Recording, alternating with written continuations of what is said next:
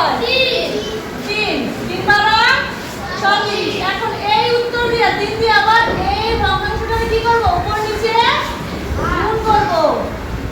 12 ভাগে 5 গুণ 3 3। এই 3 হচ্ছে এই 3। ঠিক আছে? এখন আমরা কি করব?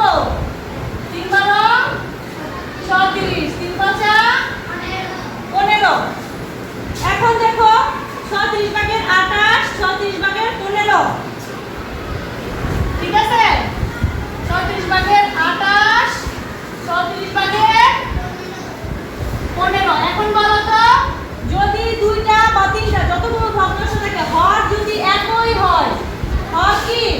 হর যদি একই হয় তাহলে আমরা কিভাবে বুঝবো কোনটা বড় ছোট? লব যেটা বড় সেটা বড়। এখন এই দুটো কি সমান হইছে?